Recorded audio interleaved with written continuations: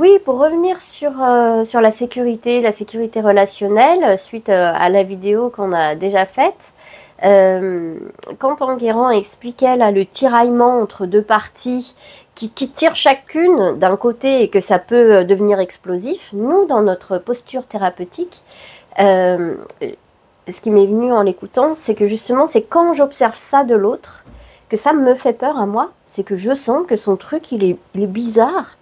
Il tiraille, il y a différents endroits qui racontent pas la même histoire presque, et que je sens que c'est explosif, intuitivement presque.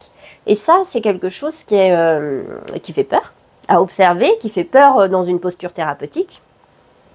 Et c'est vraiment au cours de la formation des CMO, on apprend à travailler, à voir ça, à l'accueillir pleinement comme étant quelque chose de normal, en fait, de naturel, de lié au traumatisme, au psychotraumatisme. Hein, voilà, le psychotraumatisme crée ces endroits de nous.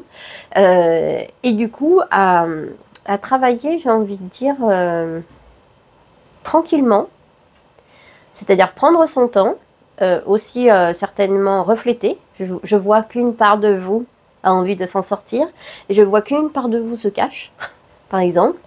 Et ok, donc et de prendre chacun des endroits pour qui il est en fait presque. Hein. Oui, C'est une individuation interne un peu. parce qu'en fait, le risque, pour le coup, pour parler encore de danger et de risque, c'est de prendre parti pour un des espaces de la personne, celle qui veut que la thérapie avance vite, ou celle qui se cache complètement, et de ne pas écouter la polarisation, de ne pas écouter le système intérieur qui est lui multiple et qui fait écho à plusieurs directions.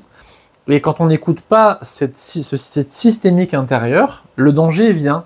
Si on n'écoute que la partie qui pousse, on va être très technique, on va forcer un système, on va l'insécuriser, et de fait, le risque de psychose ou de décomposition peut être davantage marqué. Si on n'écoute que la honte et tout ce qui est en retenue sans écouter le tiraillement, on peut ralentir de trop et pas écouter le besoin de vitesse de cette partie qui veut aller vite, et du coup on n'est pas non plus complet. Vraiment, DCMO, c'est comment écouter chaque espace et les prendre en compte avec du et pas avec du ou. Parce qu'en fait, le psychotraumatisme, il dissocie, c'est ou ça, ou ça.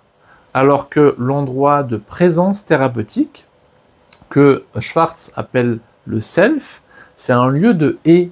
Il y a en même temps une partie de vous qui veut que ça avance, qui en a marre, qui supporte plus celle qui est en dessous, et en même temps un lieu en vous qui est très vulnérable, qui veut juste s'effacer.